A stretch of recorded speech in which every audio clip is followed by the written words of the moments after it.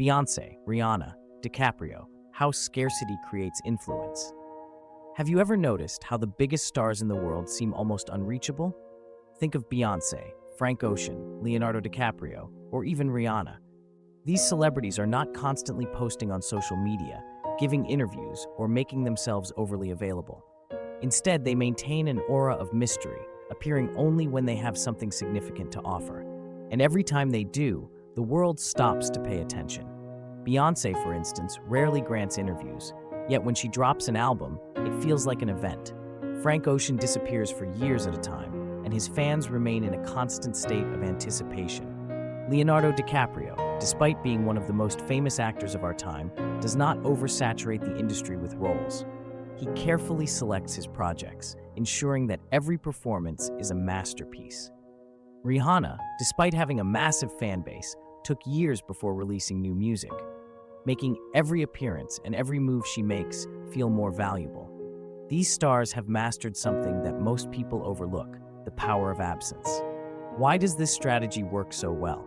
Why are we more drawn to those who are less available? The answer lies in one of the fundamental laws of power: use absence to increase respect and honor. This principle, explored in Robert Greene's 48 Laws of Power, is deeply rooted in human psychology.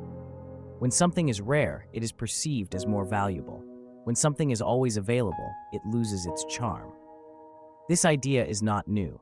Ancient philosophers and thinkers have long observed that humans crave what they cannot easily have.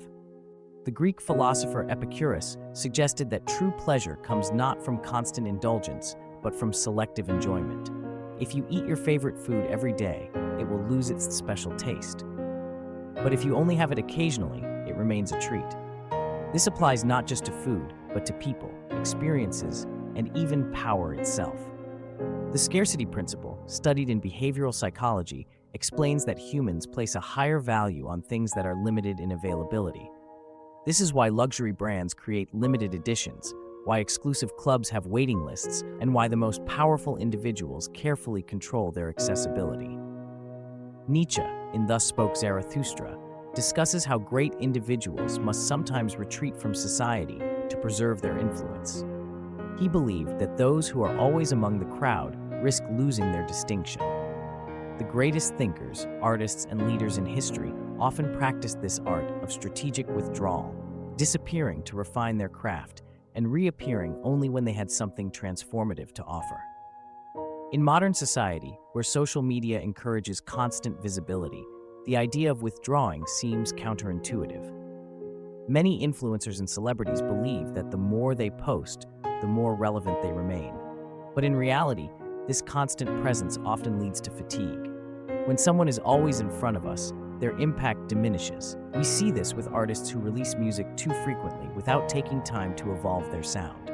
The public grows tired, the excitement fades, and their work starts to feel repetitive. Applying this principle to power, we see that constant presence can lead to overexposure and devaluation. This is why many artists experience burnout, or why some influencers, despite millions of followers, lose their impact over time. The moment you are always available, you stop being special. On the other hand, those who master the rhythm of presence and absence maintain a lasting influence. Consider Steve Jobs. He didn't make daily public appearances. Instead, he emerged only during Apple's product launches, creating a sense of anticipation and importance around every speech he gave. Each time he stepped on stage, people knew something groundbreaking was about to happen. His presence was meaningful because it was rare. The same logic applies in social relationships.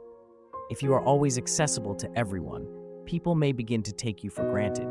But if you maintain a level of mystery, if you make your presence felt at key moments and then retreat, you create a stronger impact. Think about the dynamics of dating. If someone is always available, always responding instantly, always saying yes, their presence starts to feel ordinary. But if someone maintains a sense of independence, if they are occasionally unavailable, it creates a sense of intrigue. This is not about playing games, but about understanding human nature. We chase what we feel we might lose, and we value what is not easily obtained. This principle also plays a role in leadership. A boss who is constantly micromanaging, always present in every detail, risks losing the respect of their employees. But a leader who steps back, who allows their team to work independently and only intervenes when truly necessary, commands greater authority. Their words carry more weight because they are not overused. Of course, there is a danger in being too absent. You might be forgotten. The key is strategic absence. Withdraw at the right times, make your presence meaningful, and ensure that when you return, it is with something valuable. This is the secret behind the enduring influence of many powerful individuals.